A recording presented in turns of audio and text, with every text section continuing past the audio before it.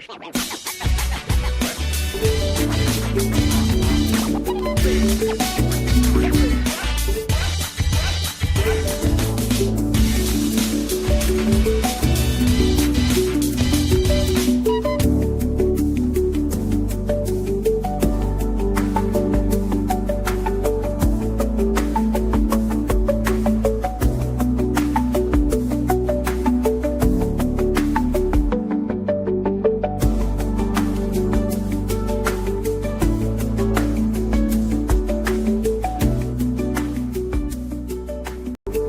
What is good, fight fans? I suppose since it's the evening, I could say buenos noches. My Spanish is very limited, but UFC Mexico on tap, and we are so happy you're joining us here on a Thursday. We've got props. We've got a cycle locked and loaded. We got 13 fights ready to preview.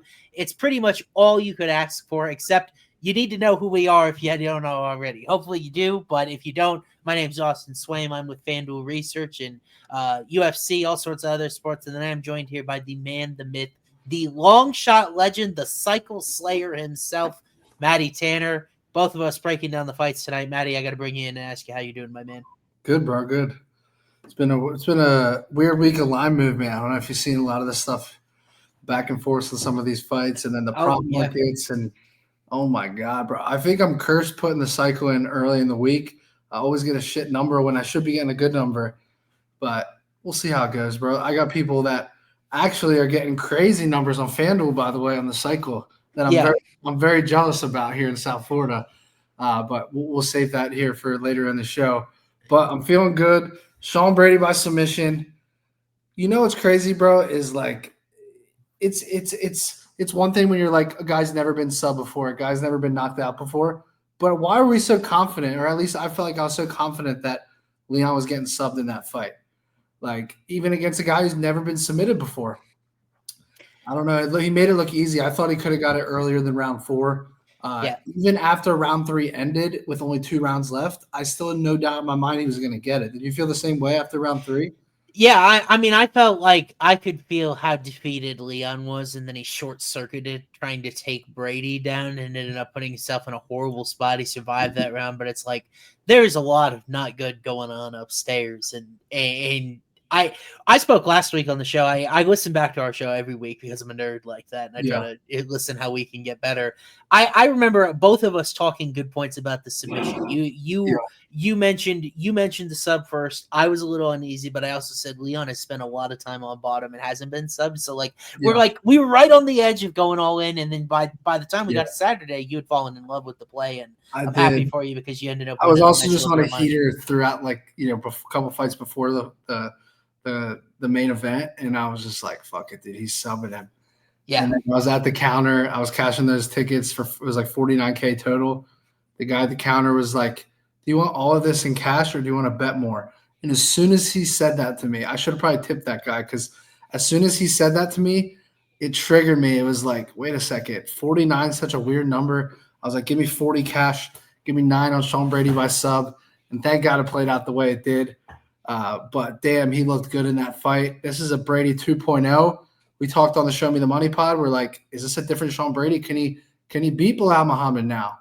Right? I still don't know if he can, though, because I still think stylistically, I still don't know he can get takedowns. And if he can't, then I don't know that he can beat him. So it's interesting to talk about. Yeah, brutal matchup, but like I feel like his hands have gotten a little bit better, and he just continues to evolve physically. Definitely. Where you mentioned this, I don't know if you told me this personally or put it out on social, but he was more dominant against Leon than Bilal Muhammad was, which is kind of weird to say. Bilal's not really a sub guy. So, it wasn't even close, because like Leon had Bilal's back in that fight. Leon ended the fight with ground and pound. Like, Leon had 0 moments. I think I saw a stat that he didn't have any strikes after round 1, like significant strikes. Yeah, that would make sense. Crazy? I mean, I saw Brady set a record for control time in 1 round because he had all but 3 seconds, and I believe the second round. Yeah, we just got the comment there. 4:57 in control. You can't really land significant strikes from the bottom. That's true. Very, very difficult to do. Even though like Kevin Holland, bro, landing these massive shots from bottom. Yeah. But it's not all that common, and I'm glad we didn't fall for kind of of the Leon at plus chicken trap that it felt like maybe was Hey, laid a little bit last these week. little hate comments. We got to talk about this, by the way, because so I hit the 3-leg parlay, 4K to win 40. It was under 2.5 in the Alexia Molly McCann fight. It was Nathaniel Wood money line, which me and you love that play. That guy is so skilled to be an underdog in that spot. It was unbelievable. And then it was another under I think I had in that. I can't remember. Duncan Vucenic, yes, right? Under 2.5 Duncan, under 2.5 Molly, Nathaniel Wood money line. That paid 40K, was plus 911 was the number on 4K. It was unbelievable how easy that was. It was sweat free. The Duncan one was actually the hardest leg, right? Because it made it to the second round. Yeah. I was like praying I didn't get screwed on that one just because he came out and almost finished it early. And then the grappling started ticking clock and I was like, shit. But then round 2, he got it. So that was a great fight. What was I getting at here? Mick Parkin. In hindsight, listen, I know you weren't in love with my Mick Parkin KO, but the fact that there was no KOs on the entire card and Mick Parker had great top position, rain and damage in round 2, I think it was still the best KO read of the card at the number that I got it at. Yeah. I mean, like, you could go there, or you could go Kevin Holland with the 2 seconds left, but like, I mentioned this to you in our personal DMs this week. It feels like we're so dialed. We struggled with a KO last week, and then all of a sudden we get to this card, and there really weren't a lot of KOs or KO opportunities at all. Like we weren't looking at Garam, we weren't looking at a lot of different spots that were popular. Something smelled off about Vucenic. You were right about Chris Duncan in that fight being a live dog and just getting a lot better. I'm mad I didn't pull the trigger on Duncan because I knew deep down that like Duncan was just on a different level than he used to be at. Yeah. And he's very confident with American Top Team. He's dialed in. I just didn't think that was a spot to take him. I was like, next fight, maybe I get great number. But, man, he was a great underdog pick. He looked better everywhere, honestly. Yeah. And you know, this is just if you're new to the show because we had a few people join after, of course, the cycle hit a couple of weeks ago. When you look at Matty has a whole Telegram where he gives out his personal parlays. That fight parlay you were talking about, the Nathaniel Wood and the 2 unders, that was given out before the fights. Like you could have tailed that yourself if you were following in the right spot. I release my whole card and I do it much more units, small plays. Like I have a much more systematic approach than putting parlays together. Like you got to follow all of our stuff if you're really going to follow it, because the cycle, it's going to be 50 to 1 or whatever we put it at this week. And it may or may not hit. Like if we're doing that 1, 2, 3 times a year, we're having a nice year. So yeah, I think I just wanted to mention before we dive in here, because I think, Matty, we have a couple special eyeballs on our show this week. If you don't get the inside joke of the show yet, Matty, these are not irresponsible units for Matty. He is good for it. It is not crazy, out of the world, isn't able to go up with this. You should never bet more than you personally can afford. You should never throw your house on the cycle parlay or anything that is irresponsible in that regard. And of course, I am the stick in the mud. I do things methodically. I am responsible. I'm almost too safe for my own good sometimes, and that's why Matty and I are a great good cop, bad cop when it comes to betting UFC. So it's very well said. I like to have fun, but I actually said today, I think I was on a DM or a tweet or something, like in all seriousness, you guys are asking how much to bet on the cycle. Obviously, that's a personal question for you, but my ballpark number is 20% of what you would bet on a straight bet. So if you're betting $100 on a fighter money line, that's your one unit. Maybe you're putting 2/10 of the unit on a long shot, right? So maybe like a 9. Like for example, we're gonna get to this at the end of the show. My cycle's 90 to 1 today. So maybe that's a $20 bet for you. But you guys have to manage your bankroll, have to be responsible, have to be smart in this space. There's a lot of bad stuff out there, so. Be smart, be responsible, and let's have some fun. Let's get on to the breakdown. Yeah, absolutely. Let's dive into the breakdown. We'll pull that up. And by the way, if you get a message from MattyBetss, he probably isn't giving you free picks. Ban and block all of those bots that are out there. They come after me too, bro. I know MattyBetss isn't giving me the locks because he just texted me instead. Why don't we dive in here to this lightweight fight between Markel Maderos taking on Austin Hubbard? Weird fight, and this kind of came together last minute because Daniel Zellhuber was initially scheduled to fight Maderos in kind of a banger. Hubbard going to step in on short notice, so there's no Mexico flair here in this first fight up. But line moving a little bit. Maderos was as high as -200 earlier in the week, now down to -172 as we sit here live on FanDuel. And thought Hubbard, just kind of a reliable veteran. We've seen a lot of spots. Had the tight decision with Alexander Hernandez not go his way. So I'm curious what you think about this first fight in the fight on the card, because we haven't talked about it at all. I don't really have a specific lean in it. So what do you think? Honestly, I'm not touching this first fight of the night. I'm probably dog or pass here if I had to choose something. I think the split decision against Alexander Hernandez has aged a little bit better. You know, he goes out and wins his last fight and looked more well-rounded in that fight with the wrestling. But I don't have a single read on this. Like, I don't even want to spend any time on it, truthfully. I mean, I don't really have a whole lot either. I will say that you would think that Maderos, the Factory X guy, he's certainly been a higher volume striker so far. That seems to be his strongest attribute in UFC. He's shown really good takedown defense, 90% so far.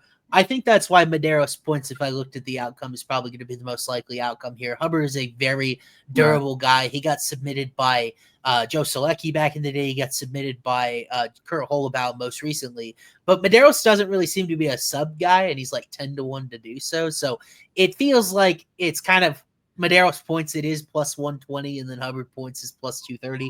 Feels like it's close. Feels like it goes the difference. Maybe Austin wins if he can get his wrestling going. Maderos probably wins if he can. I don't think there's anything special from a betting angle in this first fight. Yeah, what's the number? Someone put over 2.5. Depending on the number, I would maybe play that. Let me see what it is. It is -340. So, like, never mind, bro. Never mind. I don't trust Hubbard at that price. I don't trust Hubbard will always survive. Not at -340. I'm not touching that in case Hubbard somehow does get put away. Yeah, short notice, elevation, a lot of weirdness. Hey, we got to talk about elevation a little bit because everyone always assumes someone gasses and goes to sleep. Sometimes in elevation, both sides are tired and the fight goes the distance and it's sloppy. So don't always believe that there's going to be a finish because it's in elevation, because sometimes it's actually the literal opposite. Yeah. And we just got that comment, like, elevation. So some data about this: 50% decision rate, 6 out of 12 fights last time we were in Mexico City last year. Actually, a positive decision before that. I forget the exact number now, but in Utah a couple years ago when UFC was there. Now, I don't remember the Denver card. I don't see that as extreme elevation as like a Mexico City, which is like 9,000 feet above sea level. So I honestly think at this point, because the elevation angle is so public, you're probably going to pay the price on some of these do not go the distances for it. That, like you said, both guys get tired, both guys get sweaty. It ends up going the distance. It's not necessarily the hammer slam dunk. Got to play this angle in a lot of these fights for sure. Austin, the elevation whisperer. Well, I am from Denver, so I guess that counts for whatever it counts for. Mile High City. But Matty, why don't we move on? Doesn't sound like we have a lot in this next fight, because I do want to talk to you about this fight here. Yes. Jamal Emmers taking on Gabriel Miranda at featherweight. Another fight where it feels like we kind of are mixed matching styles here. Jamal Emmers, kind of shocking how quickly he went out against Nate Landwehr in his last fight. And then Miranda's just had really tough opposition. He gets Benoit Saint Denis up in weight. Morgan Charriere, although we saw Charriere last week maybe take a step back. So that's kind of an interesting forecast for what now we expect from Miranda. Back at 145, taking on a guy in Emmers that probably is the more well-rounded, experienced guy here, but he's got a -350 price tag to prove it. So what do you think about this fight? Yeah, I mean, I was looking at Jamal Emmers in the cycle on the KO, but the truth is I don't trust him, bro. I just don't. If you want to take Jamal Emmers' side, you can move that -350 number down to -280 on the double chance you go knockout or decision. I can see a boring fight where he just wins in the strike-in and doesn't take any risks. So on FanDuel, that decision's +210 on Jamal Emmers. The most likely outcome is the KO at +130.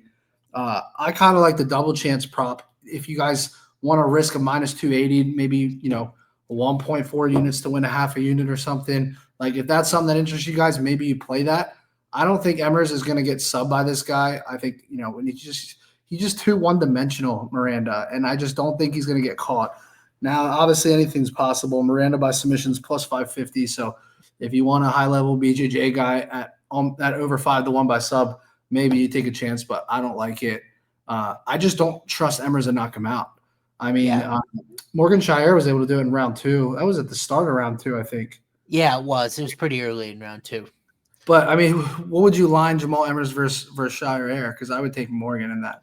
Morgan would definitely be favored, and that's why this line feels a little bit rich because like Miranda did make it to round 2. Emmers isn't as powerful a guy. I think I had a model result here, so I ran his knockdown rate, and it was, if I could get to it. Oh, I could model Miranda. That's right, but it was sub 1% with Emmers. So, I told you that like we were debating Emmers KO in the cycle. It's not a horrible number at plus 130 or whatever it came through at FanDuel. It's plus 130, but I'm scared to death that Miranda is going to find like a leg lock or pull guard or something tricky. Emmers has 90% takedown defense, but he can get subbed without getting taken down. That's the scary part. And the thing is that he looked somewhat lost against Pat Sabatini in that realm, and Sabatini ended up popping his knee in a knee lock and his ACL in that fight. So like I was looking. So that was quite. I mean, that was like right after the COVID break.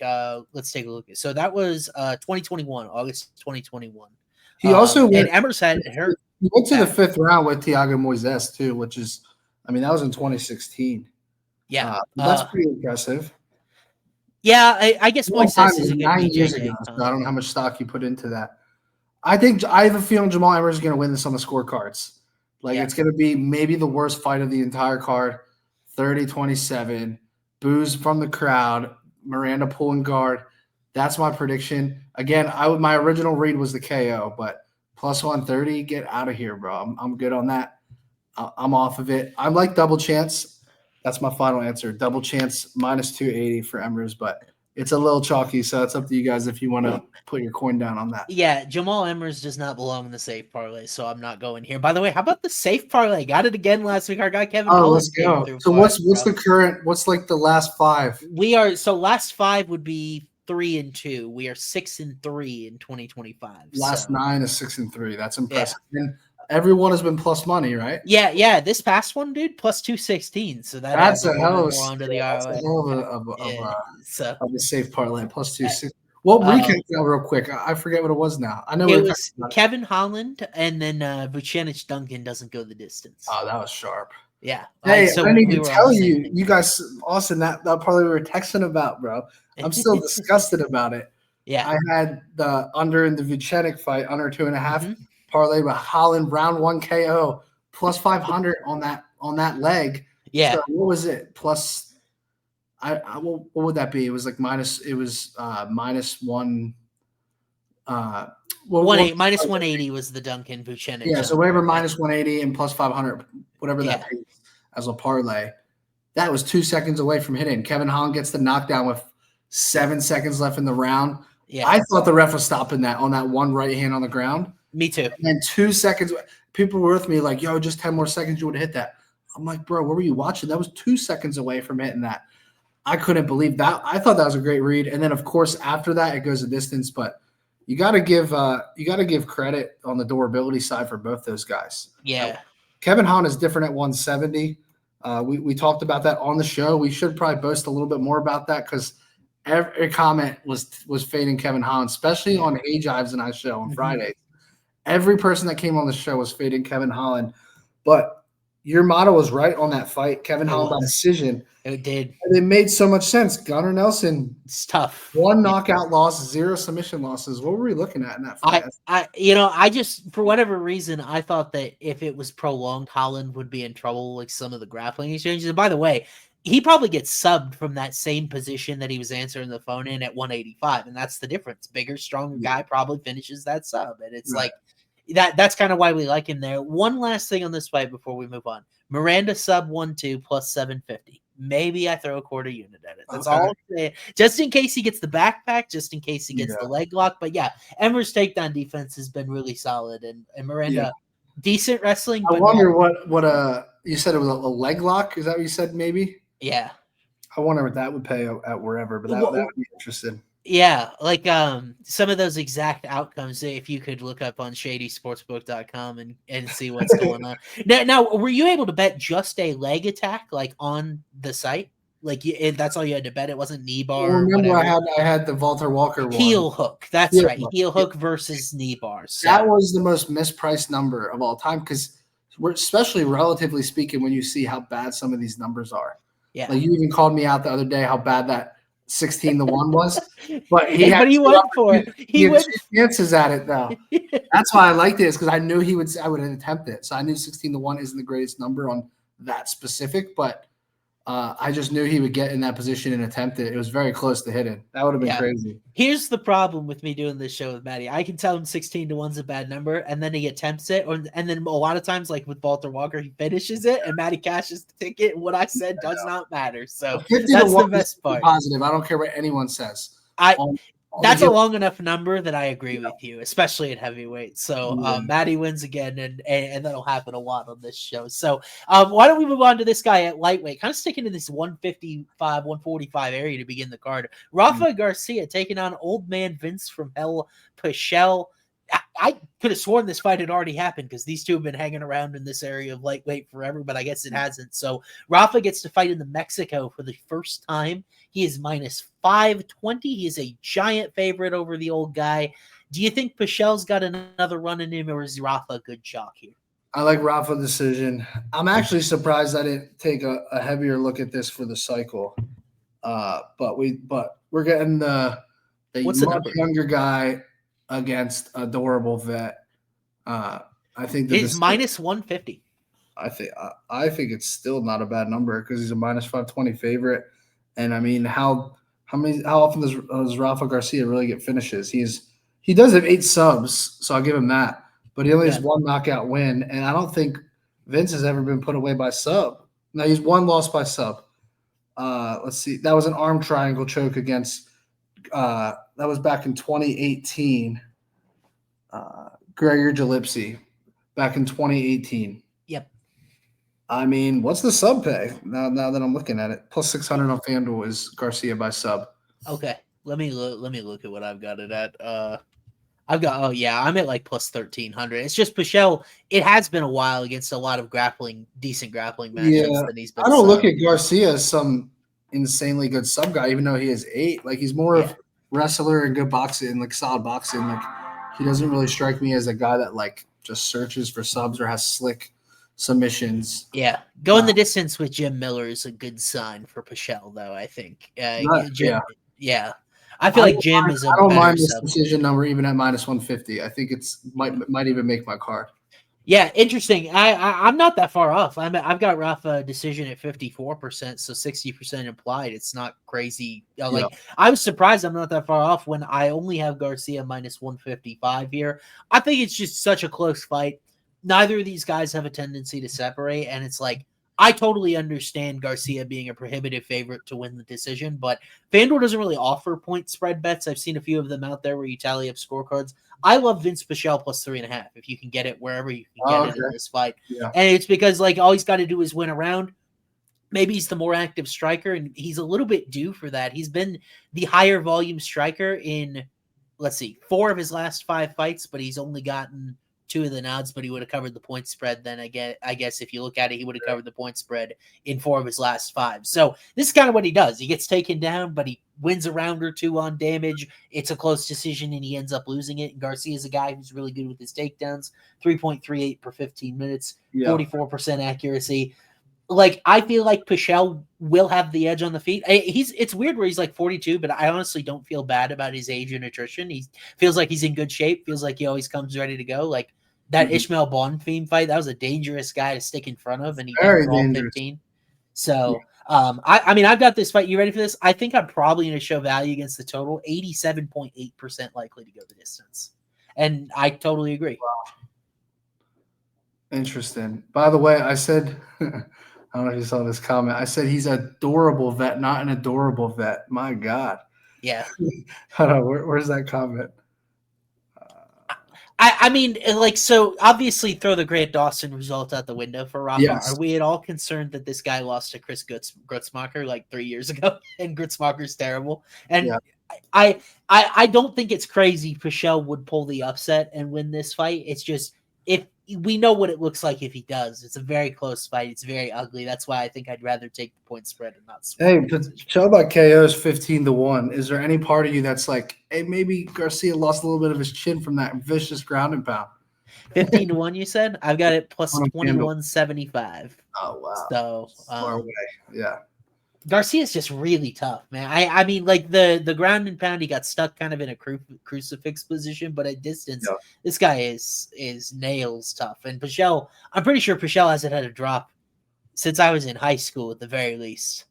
Correct. June 2017 is his last time he had a knockdown. So I mean, this one looks like it's going the distance. If it's palatable, it could be a safe parlay angle. It actually is palatable. It's minus 270 to go the distance. That's not bad. I'm actually way ahead of that. I'm at 87. It's at 73%. Oh yeah. So might be a safe parlay leg here. I'm not opposed to it. Yeah, and then you said you thought about Rafa decision. I really can't blame you. I personally think if you asked me to pick this fight for my life, Rafa points. So you know what's crazy is I almost like the decision at minus 270 more than Garcia points at minus 150. I mean, then you get both guys. The judges have been, bro. Did you think there was a bunch of bad decisions last week? I definitely thought Parkin won his fight. I would have given him 1 and 2. I made a house call, bro. Parkin, when I went to scorecards, I called the judges. I was like, bro, he ruined the cycle parlay, so rob it. I'm just kidding, but that explains a lot. I mean, the Loughran fight was very closely contested. I thought he did enough though. Very clear. I was like, I missed the last 2 minutes of the fight. I went to the restroom, and someone said that a lot happened at that last minute apparently. But I thought he did more than enough. I was surprised. I think people don't understand the difference between empty control time and effective grappling because Loughran was wearing on him. He was really beating him up early in that round with his takedowns. He'd slam him back down, lean on him. Like it was a little bit more like Cejudo Sterling than empty Almeida Derek Lewis top time. Like that was a very different level of control time. And I think people now have the misunderstanding that grappling is not scoring, so it only matters how the striking damage goes, whether it's on the ground or standing. And so if you're only scoring that way, then maybe you think Fletcher won. But what Loughran was doing, what did you think of that fight? I forgot about that one, the Ulberg Blachowicz. It could. I mean, neither guy stamped that one to a point where I think you can argue it was a robbery. I was so disappointed by that fight, bro. I thought Jan, desperate 42 last run, would take more chances, and then Ulberg had all the athletic advantages, and he kind of skirted around the outside doing nothing. I like it. But sorry to interrupt you, Austin, but everyone keeps asking. I'm gonna be streaming on Kick again soon, so bear with me, boys. How about that? MattyBetss on Kick. But I was just going to say, Ulberg's going to fit right in this light heavyweight staring contest division with Ankalaev and Pereira, where there's not much going on and it's a very close fight. He's going to fit right in. Yeah. Alrighty, man. Let's move on to this next fight here because I think it's an important one. Very important one. Lupi Godinez, who's historically, frankly, been our girl. We bet her a lot in a lot of different spots, sometimes coming through, sometimes not, especially not on the KO front. And I apologize for all of those in arrears, but maybe she has a chance to get one this week against Julia Polastri. Who knows? Polastri coming off a win in her last fight, and all of a sudden she's kind of putting together an interesting UFC resume. She beats Corey McKenna. The Knudsen decision was very close. And then Jasmine Jasdavicius was no cupcake on her Contender Series fight when she first got on it. So really tough fight for her here, Matty. But do you have a specific lean when Lupi's like a minus 260 something favorite here? I hate the line movement, but I also like it based on what we've seen, the past however many months. Leg one of the cycle parlay. We're going with women's MMA. We're going Julia by decision. Nice. I got plus 250. I really wish I got a better number than that now because I'm getting pissed when I see the line keep moving. Oh, boy. Hopefully anyone out there, you guys can get probably about 3 to 1 on that decision leg. So if you like it, take it at that number, whatever it is right now. I see this as a 29-28 either way in a very close decision. Give me the much better number. Give me the chick who I think is a little bit better momentum versus Godinez, who's dropped 2 in a row. I know the argument is she's dropped against good chicks, but I just give me the younger fighter, looks in good shape, has good striking. What does she have, an 80% takedown defense? It's 61, but that's a good conversation that I'll talk about. Well, no, I would love to hear your input on this. All I'm saying is that the person who beat that up was Jazz Division. She landed 4 of 7. She's right. only We given up talked one about that, takedown. yeah. Yeah, and so like I mean, Godinez hasn't always been the most efficient in getting things to the ground. She tries about 6 per 15 minutes, lands 47%. It's been very hit and miss depending on the opponent. Yeah.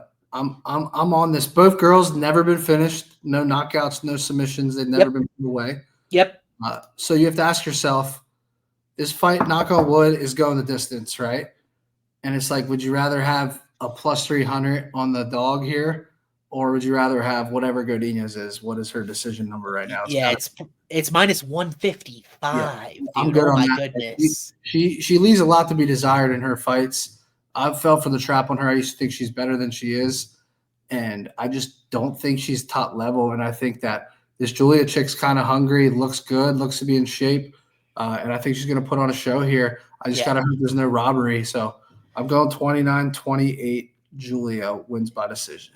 Yeah, this is a good historical formula for us. We took Eduardo Maura as an underdog by decision in a fight that was very willingly likely to go the distance, right? Model approved, Matty. I've got this plus 223, so good value even at the number you got it. I totally agree with you where, majority of the time Godinez wins, but what do we know about her at this point? You and I have better enough fight IQ issues. Has a hard time really deciding where the fight dictates best for her. We've seen the boxing. Yeah, like Julia's boxing is great. And by the way, we had a comment about how she lost to an unranked fighter. Josephine Knudsen's a better striker than Lupe Godinez is. Godinez has a little bit of entry-level boxing. She has very half-hearted and not super impactful kicks. It is not an overwhelmingly dominant package, and the power numbers for neither of these ladies are there, both of them with a knockdown rate at 0.15% or below. So really no power. I don't think Polastri is in danger of getting submitted here.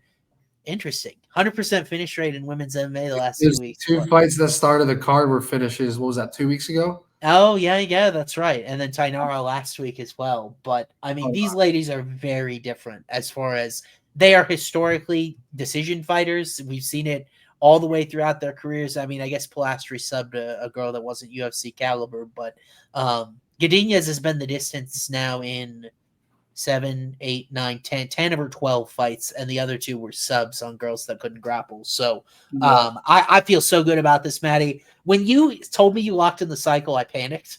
And then you sent me this leg for the decision. I'm like, I can exhale because I knew that this is at worst, bro. If it doesn't cash, if we get judged, if we get Mexico'd, whatever happens, it is good value. And I think we can rest easy with that. Yeah. And boys, you guys have to make up your mind. Some of you are like, never bet women's MMA. But then I cash a plus 425 submission on women's MMA, and you guys are all pumped up and excited. Or we cash the under 2.5 at plus 170, and you're excited. Like, stop demonizing women's MMA. Just admit that sometimes we win on it, sometimes we lose on it. Like just like the men. Just like men, bro. It's no different. Like it's different, but it's no different. I honestly prefer women's MMA for like modeling because you're less subjected to the flash knockout. It still happens. Remember that girl in the Contender Series that got murked? It happens, But I feel like in general I have a better time predictively modeling it. That's why we loved Mauro back in the day, and I like Polastri here. I only have Godinez. Let's see. Yeah, I Polastri plus 175 here, so her money line as well is showing good value too. Fair. All right, so leg one in the barn. That means we're looking for a KO and a sub throughout. Some of you guys, did you release a cycle video again? And I just didn't see it. It's on YouTube. It's on okay. YouTube. So a lot of them already know what it is. So here a lot of people do. So my new strategy is post to YouTube because I'm trying to grow my YouTube. I like it. I like it. Pretty much everywhere else, and my YouTube is slacking. So if you guys please, we got 1,500 people on the live right now. Probably 10% of that is YouTube. If you guys are on YouTube, like and subscribe right now. If you're not on YouTube, come on over to YouTube. You get notified when a video goes up or when we're live. Go like and subscribe on the MattyBetss YouTube channel. Yeah, and I'll go filter through the comments. Like if you leave a question, ask it. I'll go read through the comments and answer. So that's another bonus for YouTube as well. So why don't we talk about this one? Geez, a lot of lightweight and featherweight on this card here. Melky Costa taking on Christian Rodriguez, and we've already got people going Costa, Rodriguez. It is a split fight. It is one of the closer money lines on the card between guys with a ton of UFC success. Rodriguez just keeps sending back these prospects, dude, with these shiny, bright records. Costa at 22-7, not really one of those, but he's stepping in on short notice here. We just saw him, Seattle last month? So it's a pretty quick turnaround for the Milkman. What do you think about this fight, bud? I have a lot of thoughts on this fight. So first and foremost, let's look at Christian Rodriguez, right? He beats Austin Bashi as, called a 2-1 dog. I think he opened less than that. He closes a 2-1 dog or higher. Mm-hmm. He beats Isaac Dolgarian. We all know that probably wasn't a win, so let's just forget that fight. But going back to prospects, Cameron Simon, Raul Rosas Jr. Where's that fight at? I don't see one. But what do all those have in common? They're all good grapplers and young prospects. Is that what you're going for? No, they all of those guys, including Austin Bashi, have more career starts at 135 pounds. Oh, okay, fair. And this is up at 145. Yes, and when he goes up to 145, he gets guillotined by a Rosa. And here's the point I'm trying to make here. We all like taking Z-Rod as like a dog to like beat these up-and-comers. Yeah. Now he's at featherweight against a 28-year-old. And is this really the spot we like him in at minus 160? Like, it's cool when he's plus 160 and he's fighting a prospect, but I feel like Melky Costa is getting a little disrespected here. I don't want to bet against C-Rod, though. I always lose betting against him. But does this not feel like a different spot to you in a way? It does, and it all comes down to the size for me. Like those guys, Rodriguez was a significant weight bully at 135. I mean, he missed it a few times. When he's been up here, loses to Dolgarian. I mean, I guess the decision went the other way, but it was a weird fight. There were 10-8s on both sides. Dolgarian gassed out, whatever you want to say. Should have been a loss. And then the Arosa thing you mentioned.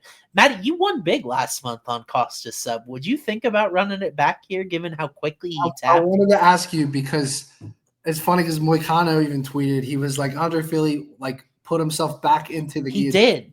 C-Rod is a very good defensive grappler, but again, it's at a weight class lower. This is at a weight class higher. Do you think Costa can guillotine this guy? Well, my model does. I've got him plus 415 to win by submission. It's plus 650 on FanDuel, so I'm showing value there. I hit last time on it. Was it? It was way bigger than that. I think it was like 7-8 to 1, wasn't it? It was 7 or 9 or something. Yeah, because Andre Fili had not been subbed in a long time before that cost, which is kind of funny with how bad his defense was in that moment, but he just made a mistake. I mean, things are moving quick in the octagon. It happens. And there's going to be a lot of grappling exchanges here, I think. Or maybe the grappling cancels each other out and it's a straight striking match, which is fine. I love that for Costa if you like his money line. If that's the case, I feel like Melky's the better striker here. You do? And you think he's more powerful too? He has the height advantage, but the reach is about the same. But this is not a prospect. This guy's 22-7. He's 28 years old. I think this is a straight pick'em fight. So I got a lead dog here. I'm very close to putting the sub on my card. I would even go specific on the guillotine here. I don't think he can rear naked choke C-Rod. He's shown with Rosas Jr. on his back. He's shown like he's good defensively, but he got put away. Now Juicy J got a crazy guillotine. Yes. You've seen what happens if he shoots, or I actually forget how that guillotine happened with Rosa. Was it on a shot? But I thought he hurt him before that. Rosa's a wild man. Maybe I should go back and watch that fight, but I had no problem betting Costa. The thing is that Rodriguez is small at 145. It's a totally different dynamic, especially for his style. You asked me about power here. Neither of these guys have ever dropped anybody, but I probably would anecdotally give the edge to Melky.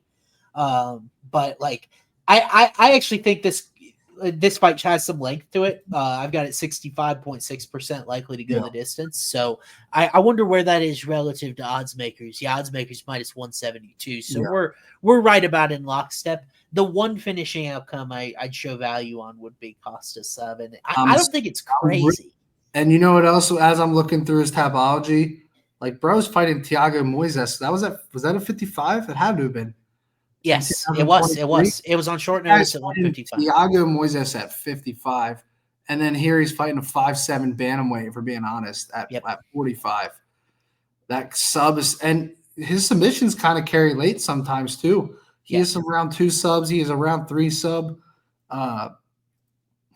I'd play 2-3 here if I was going to do a method as well. Yeah, if he gillies him dry early, though, I'm not getting cute, bro. If I play Costa here, I'm gonna play the sub. I'll probably play the money line. I'll probably play a decent bet on the money line here.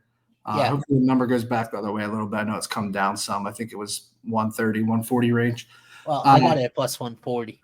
Yeah, you're always sniping these, bro. This is why you guys got to join the Discord and get Austin's plays. He consistently gets closing line value. Now, whether it matters or not, we'll see. But you guys have to tail the closing line value. That's all you can do is get a great number and pray it works out. I'm going to probably be 1 unit Costa money line and probably quarter to half unit on the sub here and hope it works out. Maybe exact guillotine here, depending on the number. Yeah, you know what this is perfect for with things you like to do? You love those 2-leg subs, bro. I feel like Costa sub at plus 650, plus 700, whatever you end up getting, it fits right in. We'll talk about it. How about that for a teaser? All right, let's move on. I'm glad we had some consensus there. I wasn't sure because both of those guys are accomplished. Here, I might have to stand my ground. Ateba Gautier taking on Jose Medina, Matty. This is a couple of guys that have seen their best moments, I guess, come on the Contender Series. We just saw Jose Medina in a 3-rounder with our guy, Zach Reese. We put Zach Reese sub in the cycle. He had it. He didn't really pursue it very, very much, and we ended up paying the price for it. But Medina not getting a lot of love here. The Bolivian plus 320 on the money line, and Gautier expected to make some waves in his debut. He's only 22, man, and I got to admit he was impressive on the Contender Series, but this is a little unnerving for chalk. But would you think about laying it? So I'm going to surprise you right here. Okay. The $1 million parlay I put out. Leg number 1, Jose Medina by submission. Okay, interesting. 1750. Now, again, you guys, I'm trying to hit $1 million parlay. It's a lot. It's a little to win a lot. It has to start with a bang, right? Sure. This is literally a prayer that Gautier unloads the gas tank in round 1, and this dude's chin is uncrackable. And then in altitude, he gets the fight to the ground in round 2, 3, and subs him. Maybe even late round 1, who knows? But this is literally a durability play and a fatigue play on the favorite. So you guys can feel free to not take this or tail it. But if this 17-1 leg hits, then I'm 2 legs away from $1 million. So you got to go. Unless I'm going to bet 8 legs in a parlay, how else am I going to win $1 million? Or at least I'm good. Or unless I put a big bet size down, which I don't want to do. Yeah. So I got crazy here. I'm going Medina by submission plus 1750. Chances are he gets knocked out in the first round. But if he survives and this muscular mini Francis Ngannou in altitude here gets tired, I'm here sitting here with a chip and a chance. So that's all I have to say. Yeah, I mean, I honestly, Matty, I don't hate the angle when what I've got written down here is Gautier incredibly raw. I don't know anything. No grappling. Have you ever seen him grapple? No, I haven't. And I couldn't find anything on it. And that's why I played his opponent on the Contender Series. I mean, maybe he knocks the shit out of Medina, goes to his back, and maybe he grabs an arm bar off his back. I don't know. I'm just saying that this guy's chin is as durable as it gets. This is like a middle. We'll see. I mean, everyone's never been knocked out until they do. Maybe this is the spot. But if this guy gasses after trying to go for that finish, it could be a on the ground TKO or submission. And the submission this guy's got a couple submissions. I think he has rear naked choke. I think it's going to be a rear naked choke if this guy fatigues. So, again, it's a massive long shot. Don't bet anything significant on it. It's just a sprinkle, but it's leg 1 of the $1 million parlay. So we'll see. I would have preferred KO at 10-1, but you got to do what you got to do. Like it's like I just don't know if Medina's got that in his game either. But the exhaustion angle I don't hate here at all. This is a weird fight where go ahead. No, I was gonna say he had a grappling match in 2023. He won by arm triangle. He also had a ground and pound from crucifix position, and then he has a rear naked choke win back in 2018. So, again, I don't think he can get this without, this guy unloading his gas tank. But and then his amateur bouts, armbar, Americana, he has grappling. He has submissions in his back pocket. So 17-1 and a durable chin. I'm throwing a dart on this one. We'll see.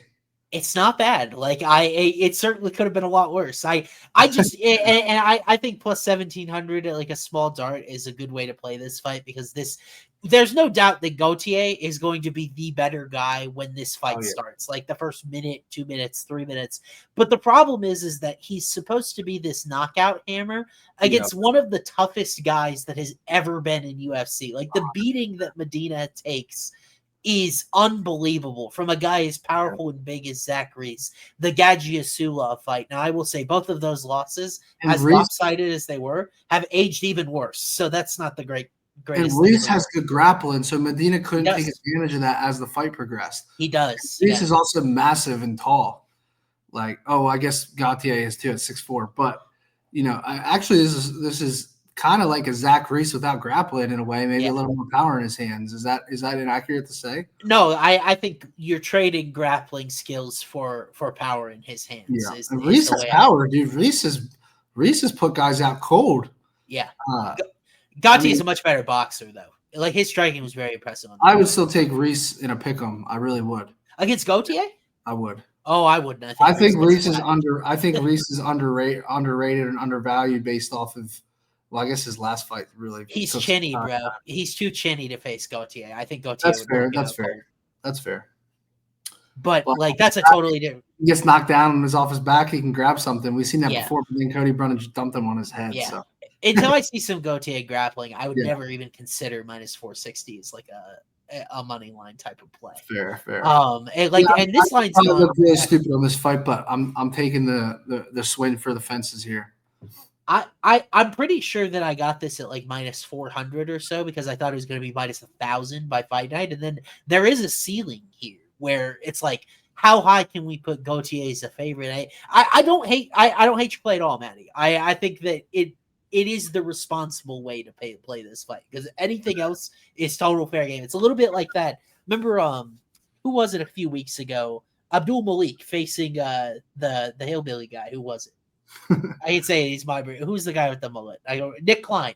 And then Klein hurt him in the first round, remember? And everyone's like, oh my God, it's an upset of a lifetime. Yeah. Who knows what this fight's going to produce? And by the way, Austin, if you just take the round 2-3, you get 22-1 on round 2, 28-1 on round 3. So I might put a 1/10 of a unit or 2/10 of a unit on those 2 rounds as well. I mean, it's a legendary. You've seen way crazier shit when people fatigue, bro. If he chases this finish and the guy just does not get put away, I'm telling you right now, it's live. I'm looking.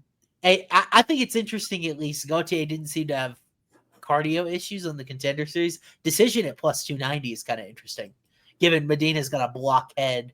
But maybe he wins the first 2 rounds and drops the third. That could happen. Yeah, and then all of a sudden, oh God, I don't want that for you where he drops the third. Maybe he's even got a submission sunk in and then he survives. That'd be terrible. Yeah. I would hate that for you. But I think that's a good, interesting angle. Is like Gautier early, Medina late. So I think our viewers, as usual, on it. So we'll move forward because I don't have much to say about that. If I don't think there's anything to make me look like an expert there. We'll move on to this one. Interesting flyweight battle. Edgar Chairez taking on CJ Vergara. It feels like both of these guys kind of need a win, getting in that danger zone on the roster in a division that's getting a little deeper.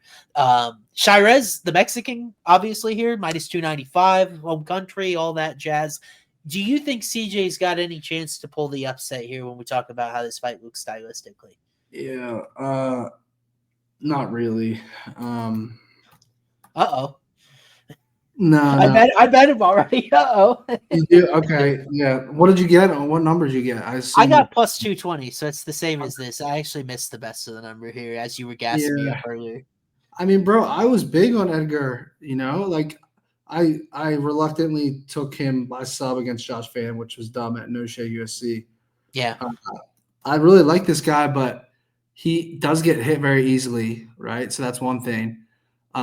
I was actually looking at this as a sub play at one point, but I couldn't get there on it for the cycle.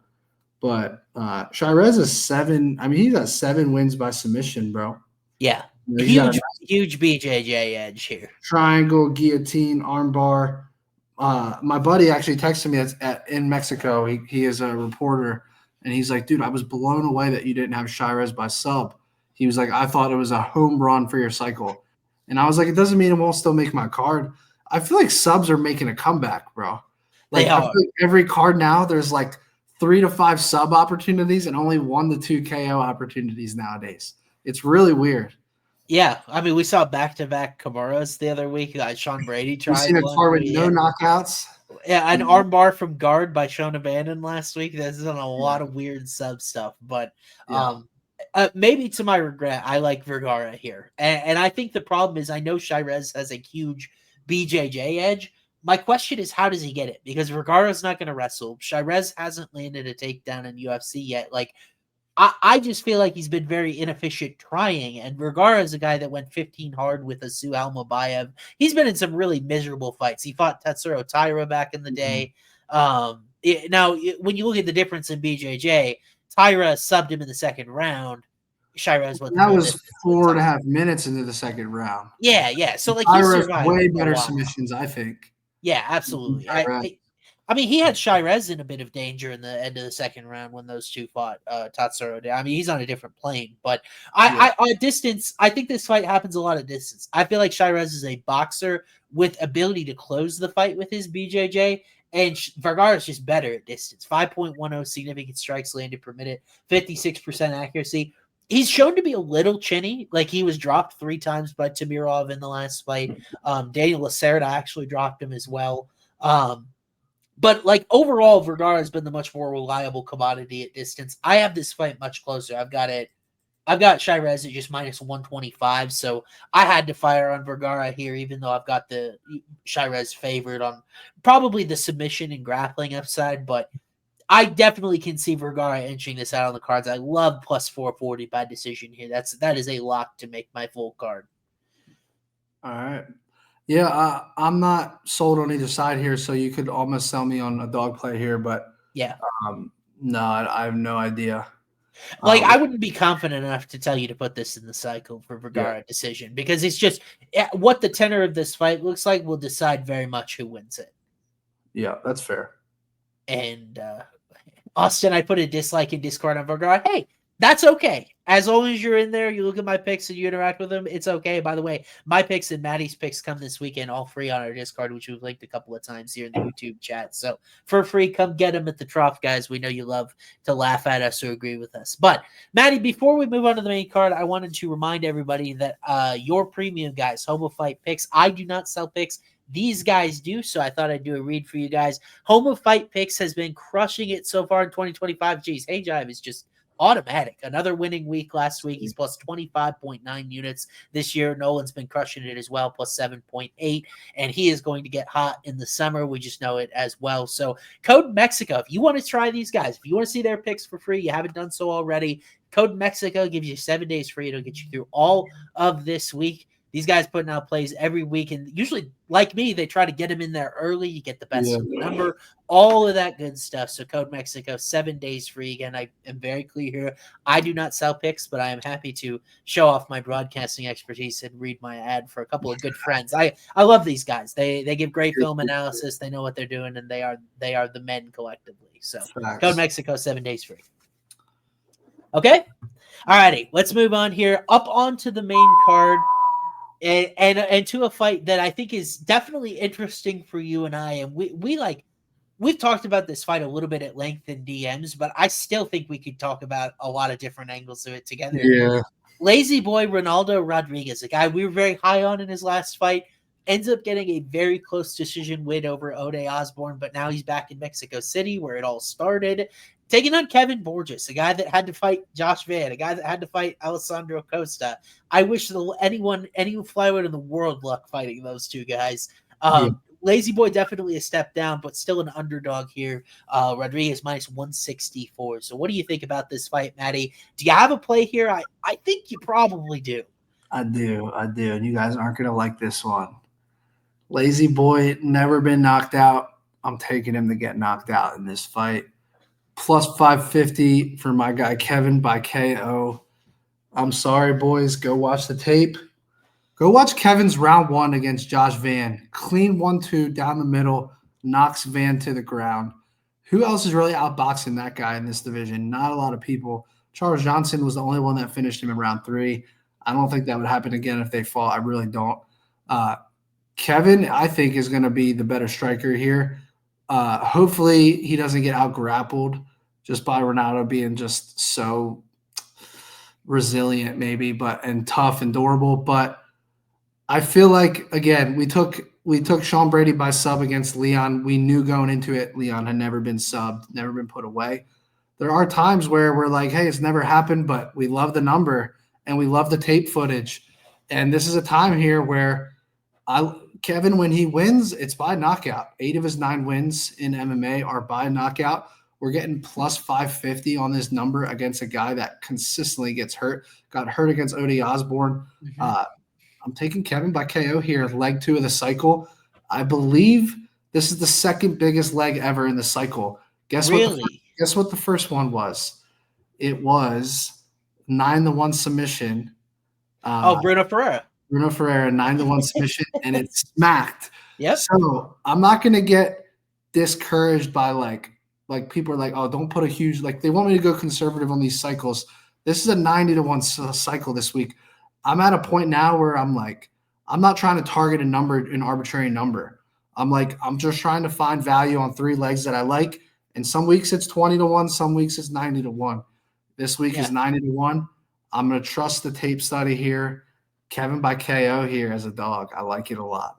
Matty, and this is why it's like, this is not a one-way street. Matty put this play in my ear, and I love it. Now, Borjas is just shy of model eligibility, but I love this play, not only because you say Rodriguez has never been KO'd. That is dumb luck because the guy feels like he's dropped and hurt in just about every fight that he's in.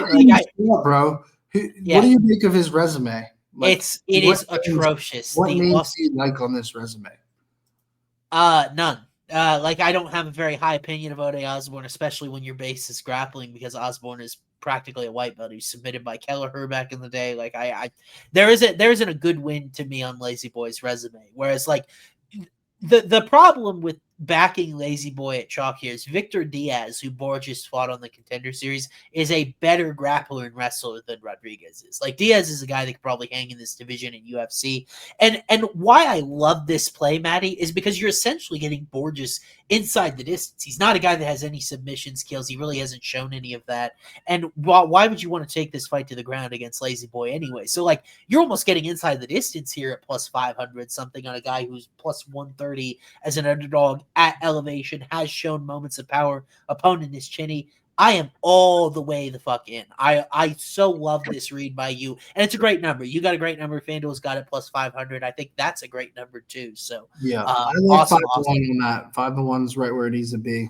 Yeah, I just like it, bro. We'll see what happens. We were actually looking at this as the decision leg originally, early in the week. Because we always talk about, skilled guys or skilled strikers against durable guys. But I don't trust that Ronaldo's that durable. I think it's more about the opposition he's faced. When you got a guy like Martin Vettori who's fought everyone, then you can confidently say this guy has a crazy chin. It's so durable. Vettori had never even been really knocked down. Rodriguez, go look at the tape. He gets hurt all the time. So I'm going to trust the number here. If Julia gets it done, then this one gets it done. Then we have one more leg to go, and we'll be from 90-1. So we'll see. I don't think how hurt Lazy Boy was. He falls into an Ode Osborne sub attempt, the first sub attempt of Ode's career. That was a massive shock to me, that the money line, and I was all over Lazy Boy in that fight because I thought he'd have a huge grappling edge, and it didn't come home to roost. So I really don't know what it looks like if Lazy Boy wins. I guess maybe he's securing takedowns, maybe he finds a submission, but from what I saw in the Contender Series with Borjas, I just trust him better than that. I feel like he's got, and this is for his job. He's 0-2 in UFC. If he goes to 0-3, loses convincingly, huge motivation. Big fight for him. I will say I am scared that someone commented that Kevin drops him and goes to the ground with him. We see guys do that all the time. That is a fear back in my head, right? I don't want this guy coming close to Rodriguez with the grappling. So we need a clean knockout on the feet and maybe a ground and pound, but a calculated ground and pound. Yeah. Not like the Indian chick. Yeah, I mean, that was a mistake. Oh my of a God, lifetime, dude, that was disgusting. I had her money line, and I could not believe she starts her on the feet and then gets armbar. I was blown away. I honestly feel like the reputation of Borjas gassing out is not fair. Josh Van is just super. Josh Van in round 3 might be the best flyweight on the planet, dude. Where he is just so much better. So good, bro. And, I mean, it's just such a tough comparison point. Whereas that was a hell of a read for you guys that took Van and sub. I wish you would get it. It took her to get hurt to get it, right? Which you got to be lucky and good sometimes. But that was a good read by everyone that had that. I think even if she didn't get hurt, if at any point she shot for a takedown, I knew Tomar was such a bad grappler, and I just overlooked it, and I didn't see. That was a good two-way action type of fight in hindsight. It was a great read, and congrats to everybody that catched it. But Matty, I'm with you. We're not always aligned on this. This time you brought me over to the fence. I think it's a great play. So now we just got to find a sub somewhere coming in. I wonder where it's going to be. We got a few sub threats coming in. Even one here. I don't think it's this one, though. Simon Oliveira is kind of a sub threat. He's tried a few in UFC. Taking on David Martinez, brother of Melissa Martinez, who we've seen in UFC as well. Coming off the Contender Series, makes his debut in his home country here. Kind of feels like a setup spot, maybe a little bit. He's minus 400 in this fight, but you never really know with these Contender Series guys if they're legit or not. What do you think about this fight, Matty? Because I have a pretty strong lean, but it's not the most confident in the world. Give me your read, bro. I love Martinez by KO here. Oliveira is a guy that just doesn't really have a lot of skill, I guess, at distance. I mean, Marcos was able to knock him out with a knee, but behind that, he's Tony Gravely behind at distance. And really all we've ever seen him do in UFC is kind of pull guard, search for arm bars. We got a good comment there. Simon is a can and doesn't belong in UFC. He's being fed. That's kind of the way I feel as well. When Martinez in his Contender Series fight, I thought he took on a great opponent in Franklin, was able to stuff the takedowns in that fight, 100% takedown defense so far. Awesome striking peripherals, plus 2.20 striking success rate, elite defensive numbers, very unique, crafty kickboxing. He's a lot of fun to watch, and I think they are interesting that Martinez round 3 KO here. I like round 2-3 KO as well. Like I was leaning later in this fight because he is a guy that builds momentum in this fight. And I think it's undervalued because he went the distance with a much tougher opponent on the Contender Series. It's plus 145. Points is plus 145. So they're the same number. Give me the KO. And then round 2 KO is plus 700. Round 3 is plus 950. And he's not a guy with a lot of submission danger. So those feel like round 2-3 props to me. Yeah, this one, I was kind of torn between the decision and KO here. I was looking at this on the cycle for the KO, but I couldn't get there on it, especially with the number the way it is. Yeah. But he probably does get him late. If that decision was a little bit better of a number, I would probably take a swing at it, though. I think he gets him with a kick. I do. I think he gets him with a head kick in this fight. He's got such a fast kick to that level. And Oliveira is a guy that showed really poor head defense, 46% striking D. He's a little bit shorter in this fight as well. I have a conflicting source. Like one source says 5'5", one says 5'6". It is a height advantage for Martinez. Just really long with his legs. He fights longer than he is. So I guess that's my Austin's uneducated film prediction of the week. Is I like Martinez by KO in the spot. Whether he's a successful UFC fighter or not after this, I don't know. But Oliveira is just really bad. So that's my analysis. Respect. Move on. Hopefully that is just a UFC Mexico smash spot. We'll see if this one is as well. Our guy, Chihuihuis, Raul Rosas Jr. taking on Vince Morales here. Vince Morales has speed ran through 3 more killers in the second stint with UFC because now he's got to fight Rosas on short notice. So good luck with that in Mexico, nonetheless. So good luck with that. Rosas is minus 480 here, but Vince Vendetta showing improvements, getting closer to that win column. Do you think he's worth a dog shot in this spot? Raul Rosas Jr. bounce back submission. He was hurt in his last fight. Okay. Down on him. He's now 20 years old. He's had, 2-3 years here where he's gotten himself some experience. It's not like Vince Morales, the guy's never been submitted, right? I think Rosas Jr. gets this done by submission. Sign me up for it in leg 2 of the $1 million parlay. So I'm taking it here. I like the spot he's in coming off of subpar decision performance. And this fight to me is more about Rosas than like some deficiency that Morales has in the grappling. I think he has good grappling, but it's more about a bounce back spot for Rosas Jr., who at No Shea USC, I really believe that he was not in good like shape, or he was injured in that fight, and he was like, I can't not fight here. Look at this card that the USC's putting on. It was a once in a lifetime type card. I think he was probably 6 out of 10 going into that fight and just banged up. And I think that he still won the fight by decision. And I think he's going to look like a totally different, more explosive grappler here in this fight, where I think he's going to get after it early and get like a round 1-2 sub in this spot. So if you guys missed it, leg one of the $1 million parlay is Jose Medina by submission at plus 1750. I played that based off of this dude gassing out that is fighting him. So again, it's a $1 million parlay. We need a lot to happen, taking a big swing for the fence on the first leg. But if that first leg hits, I like my chances with Raul Rosas Jr. to jump on the back here or get a rear naked choke on the ground or something. Armbar maybe I think is live. I think Morales has lost by armbar once or twice as well. I just think Rosas is going to get this one done. I think people are a little bit low on him right now, and I think this is a great bounce back spot. Yeah, I mean, it's interesting people are low on him when the whole thing was that Rosas couldn't strike and he just has a distance fight against Aori Long that he won. Like, he outlaned him at distance. I know it wasn't the prettiest fight, but I mean, Aori's kind of a tough guy to sub. Like, he's not the easiest guy in the world to sub. Yeah. My fear for Morales in this fight is that last fight we saw him against Elijah Smith, he seemed very confident going for – you had like a specific Morales sub in that fight, didn't you? I had a fucking Darce, I think it was. And he had one. He attempted it and had it nicely. Yeah, and like – this bet's more about Rosas than it – like, I like Morales. I think he's got good submissions and grappling.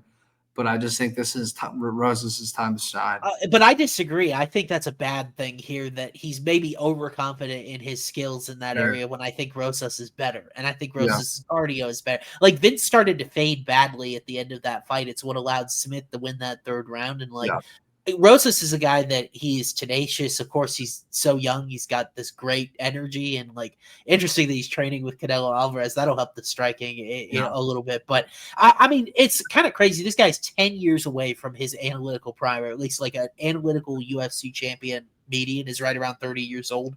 He's like 10 years away from that, and you can already see the signs of getting better and better.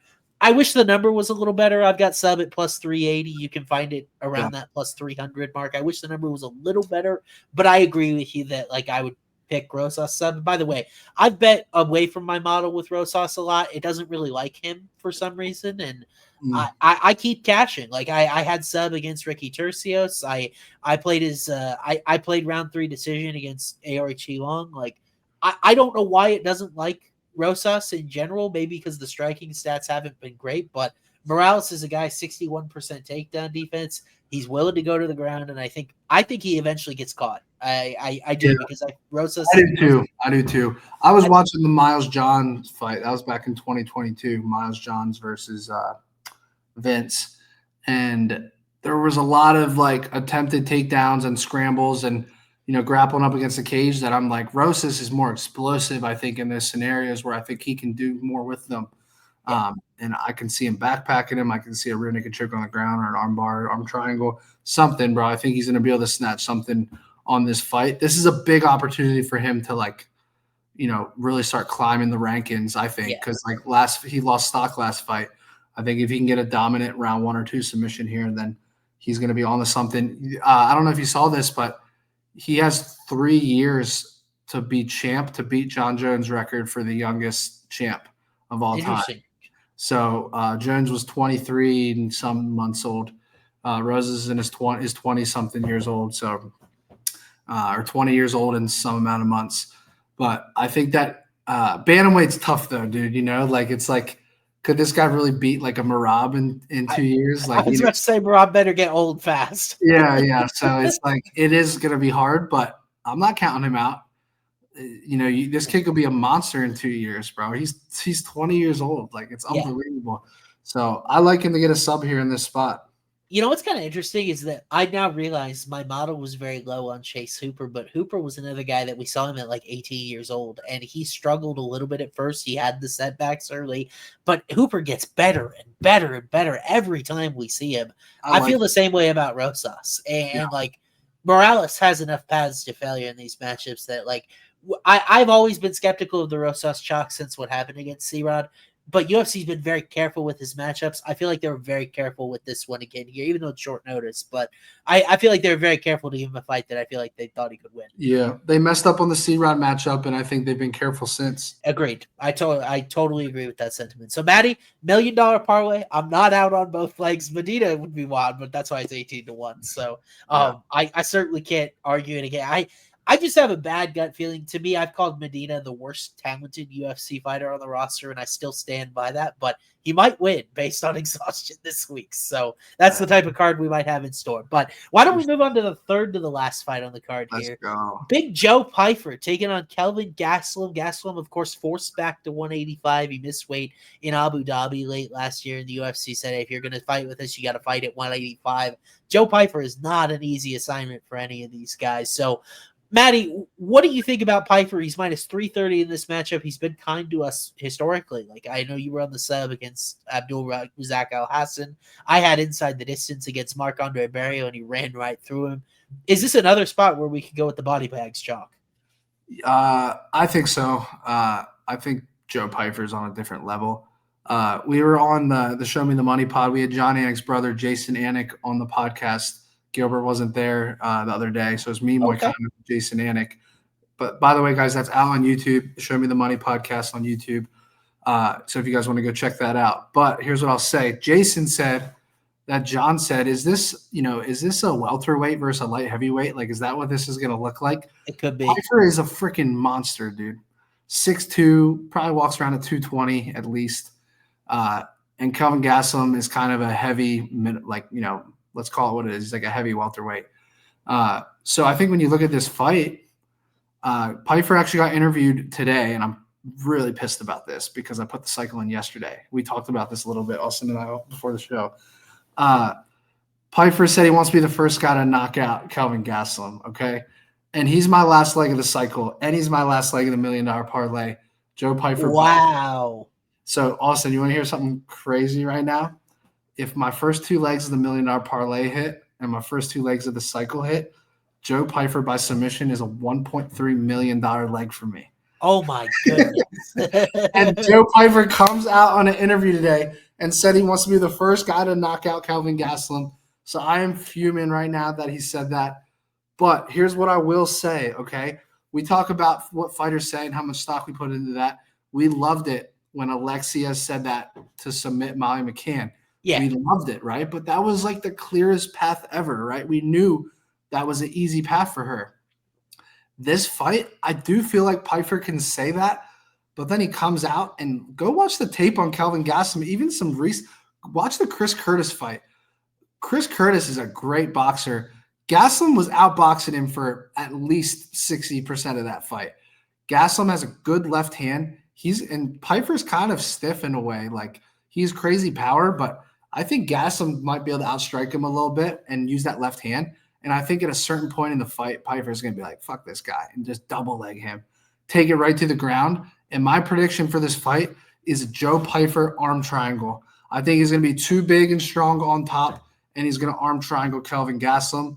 And that's the last leg of the cycle and the long shot. Now, with that said, could he knock out Kelvin Gastelum in the first round? It is possible, even though the guy has a crazy chin.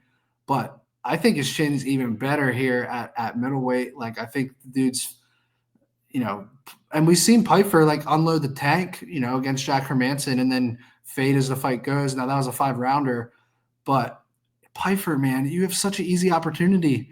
Just get this dude to the ground and lay on top of him. Sean Brady showed the path to you already. Don't let your ego get in the way. Don't say, I want to be the first guy to knock this guy out. Yeah, it's cool to say, but this is one guy he's one guy in front of you that is I'm not trying to be disrespectful. I'm saying if Pyfer's trying to be a future champ, this is one pawn on the chessboard that you have to get past right now and do the easiest path to get him out of there, which to me is a takedown and a submission on top. So I'm going Joe Pyfer, arm triangle here. I want to play that exact outcome, but I don't think the number's good enough. You'll probably hate me for that number. I have to look at it because I forget what it is now. But the submission, I believe you guys can get that at around plus 350. I don't know what it is right now in FanDuel Austin. But that's my last leg of the cycle and my last leg of the $1 million parlay. When we finish the card tonight, guys, we got 1 or 2 more fights here. We'll recap both tickets. You guys can all see them. But what do you make of this fight? I want to hear your opinion. So what if I told you Pyfer sub was up to plus 400? Would that make you upset? It's plus 400. Yeah. I have to say I'm conflicted in that first and foremost, my main take on the safe position in this quote unquote safer position in this fight, plus 120 inside the distance for Pyfer is a gift to me. I've got it minus 107. I think it's great value, and like you said, it's a size discrepancy. And here is the thing: he's not getting KO. This comment is crazy, bro. You guys got to go do your research. Go watch some tape. Yeah. Joe Pyfer is a monster in the grappling. This guy grappled GM3, no fighting, grappling after he KO'd him. He grappled him. I watched that entire grappling match. He beat GM3 by decision in a grappling match. Joe Pyfer is, I think, one of the most well-rounded middleweights. This guy is good everywhere. He's got 3 grappling. He's that wild. I think. Why is it wild when Kelvin Gastelum's never been knocked out and's been subbed a few times? I don't see how it's wild. Yeah, and by the way, so my model likes Pyfer KO. It leads it, I guess, at price 33.7%. I've got sub at 17.1% though. So I don't even know if that's necessarily not value. I've got it plus 485. So I'm in the neighborhood of where it stands right now, and that's not showing value against Pyfer's money line. And the thing that I come back to, your girl Corey, who, by the way, if you guys don't follow Corey on social media or TikTok, she's a budding star. She is our show crossed with Call Me Daddy or whatever that Barstool show is. She is a lot of fun. But I think that she was talking to me about this fight. I'm like, what do you think about Pyfer by sub? The last 2 guys that averaged at least 0.25 submission attempts per 15 minutes they ended up submitting Gastelum, and Hermanson did it in the first round. I think Brady took until round 3 or so. Piper's bigger than either of those guys, and he averages 0.9 submission attempts per 15 minutes. So honestly, when I look at this fight, when I see it in my head, I see Pyfer sub is significantly more likely than Pyfer KO. And I think the difference between Tainara comes out and says she can submit Molly McCann. We knew that McCann's takedown defense was a problem. We know she has those issues. He can try to knock Kelvin Gastelum out. I think it's much easier said than done. And like you said at one point, maybe if we take that info of him saying, I'm going to try to knock him out, do we play 2-3 sub as side plays, small darts, things like that? Because he takes a round and realizes, I got to get this guy to the ground, and then maybe it happens in round 2 or 3. So I think it's more likely that Pyfer gets tagged by a left hand, and then he's like, fuck this guy, I'm taking him down. But that's the way I see it playing out, because Gastelum's left hand is so sneaky fast, dude. It comes out of nowhere. It's really it's a really nice left hand, So I'm just Pyfer can say that, but then when the fight starts, and also it's an altitude, right? It's don't play with your food, bro. Don't play with your food here. Gastelum is not the guy to play with. Take his ass to the ground, get in full mount. And then that's really the scariest part, is if he lays ground and pound there. But I think he can wrap up an arm triangle. I'm telling you, I see it so clearly that it's an arm triangle. I love that. And it would make sense if it was in top position, Gastelum, poor takedown defense, 59%. I just think that when you look at how Gastelum won his last fight against Daniel Rodriguez, that pass is not going to be for him. He took him to the ground. He was able to control him. He's not keeping Joe Pyfer on the ground. In fact, he might get armbarred from bottom and sooner than he controls Pyfer on the ground. So I love Pyfer ITD here. I think that's the main play. And then the sub, it's honestly calling to me too. So I'm totally with you. It's I teased when I tweeted our show, full agreement on the cycle. I love all 3 legs. You talked me into Borjas. Pyfer sub I'm on board with, because I knew I was going to main play inside the distance there. And then Julia, our girl Julia, had shown analytical value on that too. So we're locked and ready to go. Whenever you trusted your reads, you trusted your gut. Whenever we seem to be in lockstep, good things happen with the cycle. So I'm excited for that. The only thing I just hated was him coming out and saying that he's going for that knockout. Yeah. That's the only thing that's just really other than that, I mean, go look Sean Brady, round 3 Kimura against Kelvin. Jack Hermanson, round 1 heel hook. Chris Weidman, round 3 arm triangle. I mean, Pyfer could sub him a variety of different ways in this fight if he goes for it and if he, if he wants it. So. Wouldn't it be so funny if like we were worried about it, but in actuality it was a mind game and he comes out in the first like 10 seconds 100%. And shoots a double? We'll take it. It's definitely possible, but yeah, I definitely think so too. All righty, why don't we move on? We got 2 fights left, and then we will recap the cycle at the end of the show, as well as we'll build a safe parlay, quote unquote safe parlay, because no parlay is safe. That's the whole inside joke. Thought I'd get that out there in case, again, I have to dot my I's and cross my T's with FanDuel Legal, make sure I'm playing inside the lines. But Manuel Torres taking on Drew Dober in this fight. It's a near pick'em, and this is not the first time we've seen Dober in a co-main. He just had one against John Silva. Honestly, heck of a fight. We kind of saw how special John Silva was there in real time, and Manuel Torres trying to get back on the horse. Turns out Ignacio Bahamondes not too bad, so he loses by first round KO to him. Now we'll see if we can build some of that momentum of the guy who was finishing all those dudes like Nicholas Mota, like Chris Duncan. How about that win? How's that age in the first round? So, Matty, it kind of feels like the fast starter, the tortoise versus the hare, but Dober also has first-round equity, so this is a weird fight. We've gone back and forth on it together. What are your thoughts about this fight as we sit here on Thursday night? I've spent so much time on this fight. It's driving me crazy, bro. I do think Drew Dober is kind of the sharp side here, I'm going to be honest. Okay. But with that said, what do we know about Drew Dober? He doesn't get put out cold, right? He's known for his chin, his left hand, right?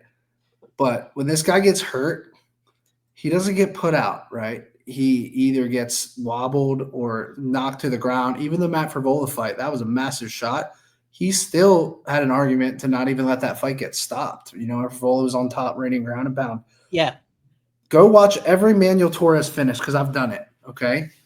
This guy is the most aggressive fighter in the entire UFC, right? He's kill or be killed. Now, hopefully that won't change because of the result of his last fight. I think it's in his blood. Like, I think this guy, this is who he is. And I found a crazy prop that I want to get your opinion on because I love taking early sub props here against guys that don't go out cold and have great chins. Yeah. Sub opportunities. Manuel Torres round 1 submission is plus 900. Okay, on FanDuel, which is by far the best number. Everywhere else is like 550 and these random terrible numbers. Wow. We'll watch Manuel Torres's finishes and all of his wins and his submission wins. This guy, if he hurts you and it gets to the ground, he gets to your back so fast. Go look at that Chris Duncan fight. Go look at some of these other fights where he's won by submission. I believe we cashed on him on a sub prop. Was it the Duncan one or there was another? It was. I think there was another one too. There was only one so far. Oh, no, you're right. You're right. It was the Duncan fight. I think he didn't have a sub before that.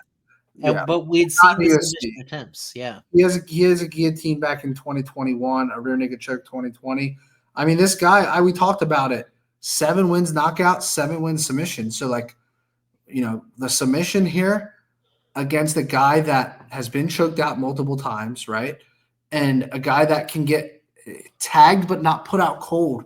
I love those props in those scenarios because if Torres hurts this guy, I'm telling you, he's going to jump right to the back and choke him out. So I'm going Manuel Torres, round 1 submission at plus 900. I think I have to autoplay Dober round 2-3 KO, though. I really do. I actually like the under 1.5 at minus 190, or hopefully it's a lesser number here, actually. But I think if there's a world where it gets past, 5 to 7 minutes into this fight, Manuel Torres is cooked, bro. He's not going. Drew Dober's been in wars that have gone 3 rounds. Like, Manuel Torres is not going to be able to beat Drew Dober, I think, over 15 minutes. I think he either destroys this guy in the first round or I think he gets put away in probably round 2. I don't even know that I would play round 3. I think I would play Dober round 1-2 KO, Torres round 1 sub, and get 2-way action on this fight and call it a day. And I would probably play the under 1.5 as a parlay piece. But I'm telling you, I have the weirdest feeling that Torres chokes him out in round 1 because he just comes forward and either in a grappling exchange or just a club and sub scenario, I really love that number at 9-1. Yeah, Matty, I took it out here. I played Torres at -110. He's now +100 on FanDuel. So I predicted the line wrong, and like it was inching his way earlier this week a little bit. And my primary play is going to be money line here. So I am with you. Like I'm fine if it's around one sub, but like round one itself is +400 for a guy that never makes it out of round one. So that alone is kind of interesting on principle. And like, how do you think he's going to win if he doesn't? I think personally, anecdotally, in my model, by the way, I've got this -103 is Torres knockout. I think he's just going to terminate Dober in the first round. Dober's a guy that poor head defense has always kind of been his thing. He was in trouble against McKinney. He was in trouble against Frivola. And Torres has huge head power. He can crack. I understand your point about maybe it could be a sub. I think that's why I'm going to stick to the round rather than I'm telling you. Yeah. If Dober goes out cold, like someone commented, Moicano couldn't sub Dober. I don't care. It's a different fight and scenario. Dober with Moicano on top of him, and Dober was just playing safe. Like this fight's going to play out differently, and Torres is going to hurt him first. That's the difference. Yeah. And Moicano actually grew as a fighter after that fight. If you remember, he even told me this. He was like, dude, I got so much better from that Drew Dober fight. After he fought Drew Dober, all he did was train his ground and pound and his choke on the ground. And then we saw it in the Benoit Saint Denis fight. So Moicano was just a different guy after that fight compared to when he actually fought him. But when a guy is only threatening submissions like Moicano is against Drew Dober, they're able to play it safe. A guy like Manuel Torres is coming to kill you in the first round, and then one moment he can be on your back. So to me, that's where the difference is. Yeah, the difference is Moicano is very smart and he's very strategic and he understands position over submission. Torres doesn't give a crap. And same concept with John Silva against Drew Dober. John Silva's a very efficient striker, likes to have fun for 15 minutes, counter strike, dap you up mid-fight. Torres only knows one thing, and that's coming forward. Yeah. That's all he knows, and it cost him badly against Ignacio. And one thing I want to talk about, Austin, is Ignacio's 5 times the counter striker Drew Dober is. Absolutely. Drew Dober is a good hammer and a bad nail, in my opinion, and he could be the nail in this fight in the first round. But if he gets past that, then he's going to kill this dude late in round 2. I think. I mean, at this point, and the reason why I like the Torres buy low spot and bet the money line is I think maybe 5 or less lightweights in the world that are beating Ignacio Bahamondes right now with the sub danger, with the length, with the counter striking. Like I wanted to get a piece of Torres this week because I don't think the loss ages poorly at all. And I've always been the anti Drew Dober guy. I think he's seen as like the power guy, the knockout artist thing. And then go watch the Bobby Green fight. He was getting the shit kicked out of him for 7 minutes until he found the shot. Right, and that's my fear is that he just gets terminated because Torres just aggressive from the beginning. But then again, if Manuel is hesitant, I think it could end up hurting him very early in this fight too. Like, why am I hesitant to play this under, like in the safe parlay? Like, why does it scare me? -182 right now on FanDuel. Sign me up for that because if he gets out of the first round, I think it's an early second round finish. And you can't put it past Drew Dober to get a round 1 KO either. No, I think the hardest part is if there's grappling and Dober is able to play safe. Then I think the clock ticks and then I think it loses. But I don't think it's a bad number at -180 for 7.5 minutes against Torres. He's been out of the first round once. He's kill or be killed. I thought that number was like -250, which I know is crazy on a 1.5 line. But give me the under 1.5. Give me Manuel Torres round 1 submission +900.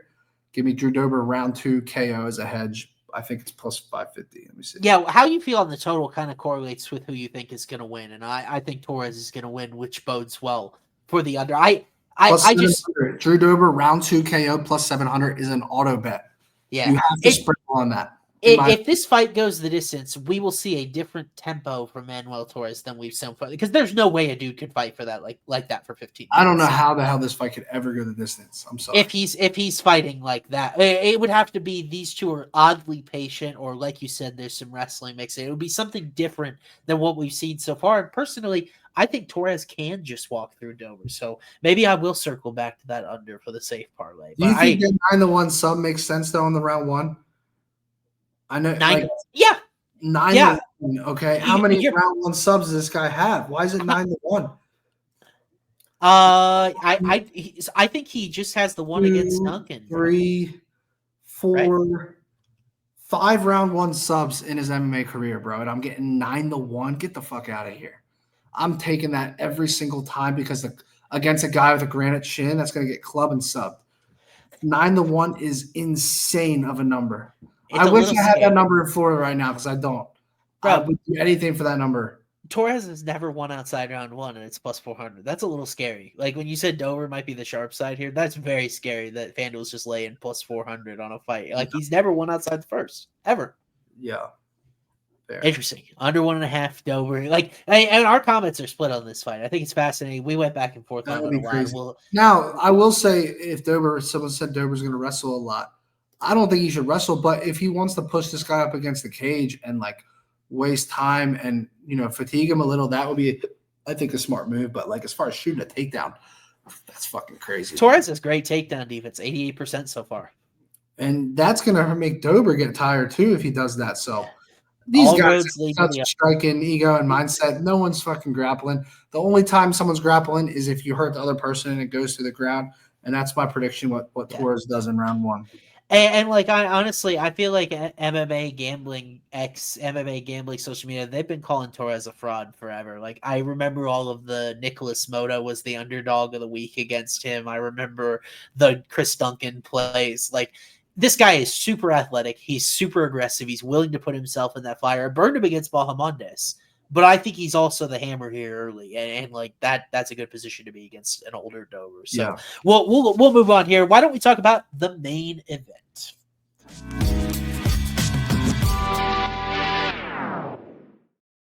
Getting smoother with those transitions. How about this one? Brandon Moreno trying to defend home turf, the son of Mexico, taking on Steve Astro Boy Erceg in this fight, coming off not a great appearance for he who looks like Steve Carell. Round 1 KO loss to Kai Kara France, kind of out of the title picture for the moment.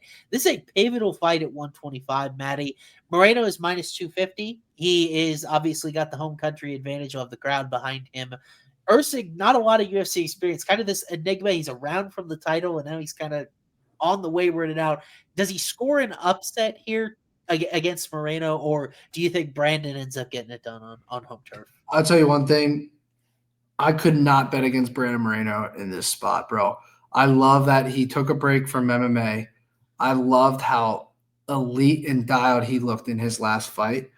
This guy looked unbeatable. Maybe you could say it was the opposition.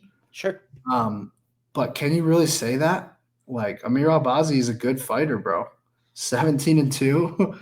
Like, he beat Kai Kara France. He beat Alessandro Costa, which is a great win, and he finished him.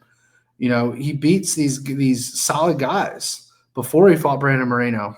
Moreno made it look so easy. I just think Moreno's better everywhere. I think he's physically better everywhere in this fight. I'd be shocked if he loses. I saw him at the guys that got him at minus 180. Congrats. That's a phenomenal play, in my opinion. He's up to minus 250 now.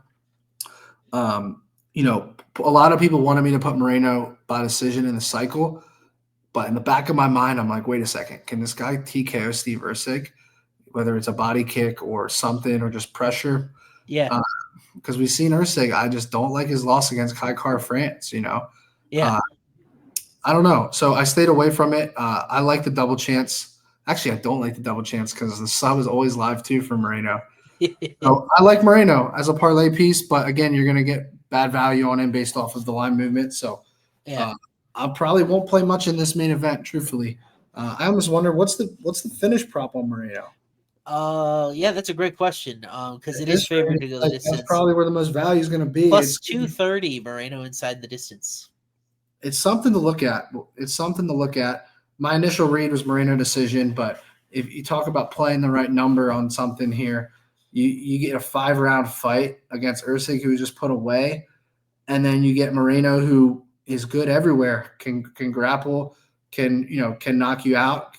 Probably not with his hands, right? It's probably like a kick of some sort that hurt Erceg and then puts him away. Sure. Again, my initial read was Moreno by decision.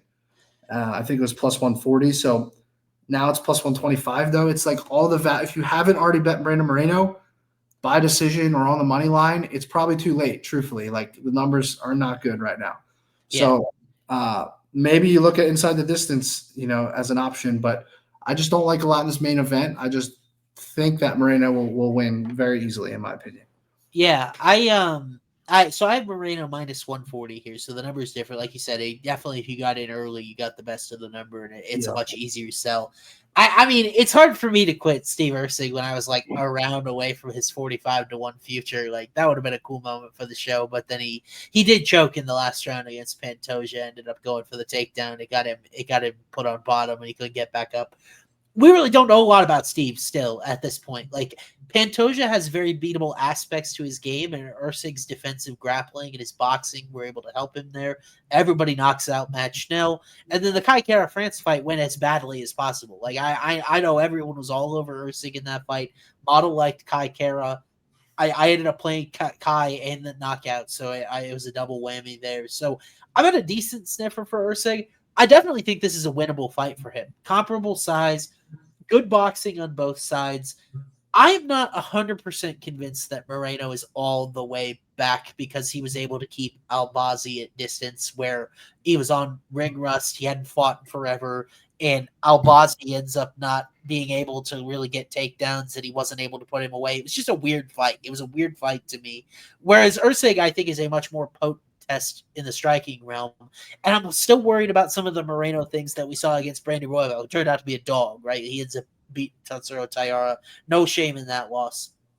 And like, I feel like Erceg can stay competitive here. I think you look at Erceg point spread is interesting, but I actually have analytical value in the fights minus 215 to go the distance. I've got it minus 245, and I think both of these guys have a very hard time putting away each other. I will say if one guy was going to get a finish in regards to your lead, I think it would be Moreno. Probably, I would go like with a KO just because we don't know a lot about Erceg's chin at this point. Last fight wasn't a great sign, so that's an anecdotal lead, but I like this over. I was gonna, I've had it bookmarked for the safe parlay, and I think you have to lean Erceg at the current number, but I just don't have a lot of conviction. So I really haven't played anything in this fight yet, and I don't know if I'm going to. Yeah, I'm on the same page, bro. I can't. I hate this main event from a betting standpoint. Right, I really do. Because it's Erceg or pass against Moreno in Mexico, and that just feels and like really analytically, Erceg lands more strikes per minute, has a higher striking accuracy. Yes, it's close, but then again, Moreno has obviously a much bigger sample size and better competition. Yeah, so it's tough, but I don't like Fortis Moreno, and I'll throw it out there just because I have the trend. Moreno 0-2-1 in Mexico, so he hasn't won a fight yet.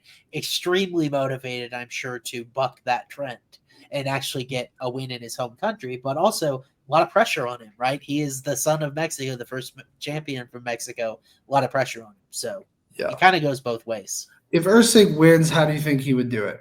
Decision. Yeah, I do. I think Erceg's upside in this fight is winning 3 rounds to 2. Yeah. In a close fight. I agree. That's why maybe the point spread's a better bet than the money line. What is it over?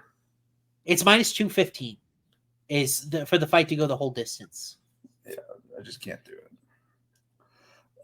I'm out on everything on this fight, dude. I think this might be the time I might not have a bet in the main event in my entire life, probably.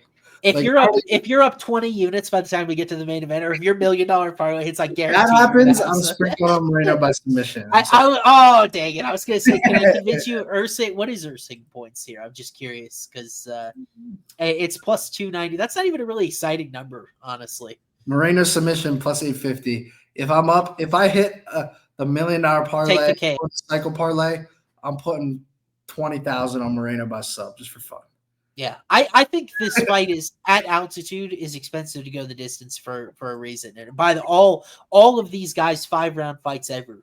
I'm sorry, except 2 of them on the Moreno side, and then now Erceg, his main event, 5 rounds. So these guys have decision trends, and both of them seem to like play for the long haul in these 5 rounders. So I do like fight goes the distance, Matty. But if you're opposed to it in the cycle, I wouldn't.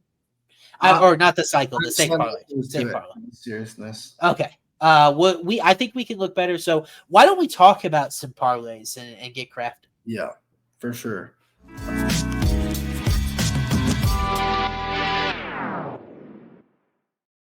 Let me pull up the cycle real quick. Okay, so here's where we were. Matty gave our legs out earlier. We have the first fight up on the card is Polastri decision. Kevin Borjas by KO, which is the longest leg, and then Joe Pyfer by sub, which is sitting around 4-1 on FanDuel right now. He threw it all together at his legal book in Florida, 3,300 to win 300K, Matty. That is not a bad payday whatsoever. Help make up for some of these March Madness underdogs that can't hold their weight in water. Talk about those. I stopped watching, dude. Both dogs already lost today. There's 2 more. Yeah. I can't stand college basketball, bro. Thank God for the UFC. That's all I'll say. I was going to say, so on a scale of 2 weeks ago with Roman Dolidze to our awful full fade in China last year, where are we at with this parlay confidence-wise? Yeah, I mean, I'm as confident as I can be for a 90-1, right? Like, sure. I'm not like telling people, like, yo, the cycle's definitely hitting. I know there's a difference between a 25-1 cycle and a 90-1. I just love all 3 of these legs. I just really, really do. So we'll see what happens. I mean, the first fight is already a tough one, a 2-1 underdog by decision. The second fight, I'm taking a guy to knock someone out who's never been knocked out before. And then in the third fight, I'm taking a guy to submit someone who wants to knock him out. So what could possibly go wrong? But guess what? I'm still confident. I am confident. I love the spot. I love the momentum we have. Just remember, guys, it's not do-all, be-all by the cycle. Like last week, we missed the cycle, even though we should have hit it because of Mick Parkin screwed us. But we still hit some crazy big wins. So, like, make sure you follow the full card. The cycle is just one bet on the entire card. Yeah. I think there's going to be a lot of good 2-leggers and 3-leggers that I have on this card where it'll be like an under 2.5 parlayed with a prop. I'll tell you right now that Manuel Torres round 1 sub, I'm going to definitely put that in with something, and it's going to pay big. Okay, what round would you have to consider for Melky to like slap those together? That'd be ridiculous. But I would just take sub. I would just take sub parlayed with Manuel Torres round 1 sub. Or at that rate, maybe I would just take both guys subs. Is that true? Is Arizona on top of Duke? That'd be great news. Really? We'll get a score update. But I want to just shout to you, by the way, if you straight bet each one of Matty's plus money legs here, you're 7 for your last 9 cycle legs. That's pretty impressive, regardless of whether or not the lays come home. So and they're all straight plus money. There's like they're all like plus 200 or so. Yeah, or higher. Arizona's up 13-10. It's too early for me to get excited. Oh, jeez. And I'm not watching the game. Every time a dog is up, I turn on the game where I start game casting it, and then the favorite will hit like 6 threes in a row, and I'm like, all right, I'm not watching this shit. Yeah, I feel that. And like, what was I gonna say to you? I was gonna say everybody in chat, by the way, hates your Borjas KO leg. So I think I gotta play that. When the chat, they hated Tidara sub last week, dude. Some people like it. I think I saw a few comments of positivity on it. I understand why you hate it, and I love Borjas KO, dude. I love that leg. Yeah. Alrighty. So I can throw it in a comment. Why don't we try to build a quote unquote safe parlay? Should I show the million or should I show it after your safe parlay? Let's show the million, and because I need to stall because I don't really know where I'm going. So you bet this ticket. What do we got? Pyfer sub. Please, if you tell this shit, please sprinkle the smallest amount of funds on it. We are going leg number 1's this in the middle of the ticket. Jose Medina by submission plus 1750. It's down to 16-1 on FanDuel. Yeah, sharp money, dude. It's definitely so if that leg gets through, boys, all we have left are two guys that are better than their opponents at grappling. If that Jose Medina, I'm telling you, if that Medina leg hits, and then if the first 2 legs of both ticket hits, I don't know what I'm gonna do, bro, because I'm going to be counting on Joe Pyfer by sub for 1.3 million. And it's like, how do you even hedge? I don't hedge anyways, but like, how do you even hedge that? Yeah, that is brutal as far like, sometimes you can get not props from some books, but like, Right. hey, by the way, for your parlay on FanDuel right now, $10 wins 2,700. So even if you're not in for 3,500, that's a nice little pay to $10 for 2,700 Okay. if they like your reads. Cycle has to be a lot better. I don't even want to know what it is. Oh, I'm not. I don't think I want to do that to you and build that to success. So there's definitely over 100 to 1 for sure.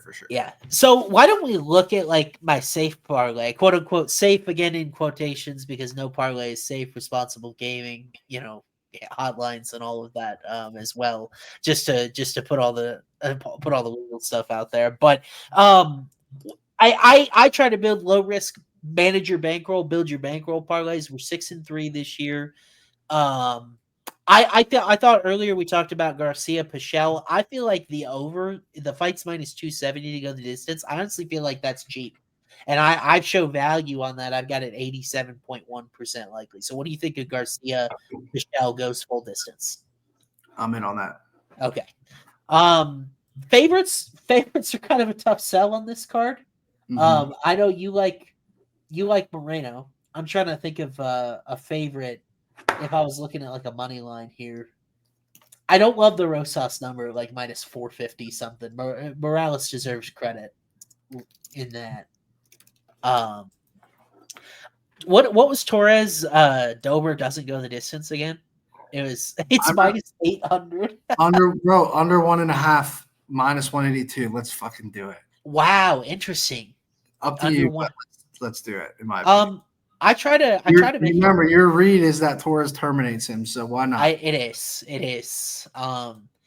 Interesting. Fights like a pick'em to start round 2 even. That's kind of interesting. You could just take round 1. I like that extra 2.5 minute cushion in that fight though, just in case. Yeah. Well, that is a lot of juice for that 2.5 minutes. Yeah. Let's see, over 2.5, and then I'm gonna go under 2. I'm gonna just see what this comes out to. What we're looking at. Oh, how about this, dude? Garcia Pichel over 2.5 is minus 330. Torres Dober under 1.5 is minus 182. You get plus 101. You get a little bit of plus money on that. Yeah. Oh, you putting stuff in chat? No, I'm just looking at FanDuel app. I'm trying to see what else I like for the safe. I'm good with that. Plus 101 and just call it a day. Yeah, instead of I did that with just the rounds on. Should we go goes distance on Garcia Pichel instead of over 2.5? That's what I wrote down. Yeah, that's what I mean. Let's do it because you already put it in there as well. So if we do that, it's plus 112. So Garcia Pichel goes the distance and Torres Dober under 1.5. I love that. I'll put it in here, bro. All right, you got it. Thank you. Yep. All right, so I already the lead now that I looked at the game. Model approved. We always love to see that. Fight goes the distance, and then we're going Torres Dober under 1.5. We'll see if he lives up to my Terminator moniker here. And you get plus 112 if you tie those together. I'm pretty sure. Yeah, plus 112 on FanDuel right now. We'll throw it up there. If someone could throw my comment up there, there's your quote unquote always in safe parlay. Garcia Pichel fight goes the distance. Torres Dober under 1.5 plus 112. I've had more luck with totals. I feel like these contender series money lines, man, like Musasa a couple weeks ago, it's no bueno. I don't want anything to do with it. It feels like it's overinflated. I'm sticking to totals, and we'll see if we can keep the momentum rolling. Yeah, you're going for what? 7 and 10. 7 out of 7. You're going for 7 out of your last 10 on this one. Yeah, that's pretty good, bro. 7 and 10. And we always get a plus sign in there, whether it's plus 216 like last week or plus 101. But Matty, do you have anything fun going on the rest of the week? I'll give you the floor because I think you do something fun every Friday. Oh, yes. Tomorrow night, Hey Jive and I do the Longshots only show. That's at 8 p.m. Eastern. You guys got to come tune into that. Instead of commenting in the chat, we bring on anybody with a video camera on their phone or on their laptop. There's only 2 rules. You come on with a parlay that's 10 to 1 or higher, and you be confident. That's it. So you come on here and you have 90 seconds. You give us your favorite bet of the UFC Mexico card. It's got to be 10 to 1 or higher. And we usually bring on about 40 or 50 guests throughout the night. So You guys come on and check that out. I'll tweet the link later tomorrow. It'll be on Instagram story. It'll be everywhere. So you guys come check that out. Remember, if you guys subscribe to the YouTube channel, you'll get notified as well. It is so much fun. I would still remember the guy that told Hey Jive to his face that he faded him once or something. And then he got cooked too. And then he did get cooked. It's like, but you can do that. You can tell Matty exactly why he's wrong as long as you make a good argument. You're confident. You can do whatever you want. So I always enjoy tuning in. But hey, we had, what was it last week?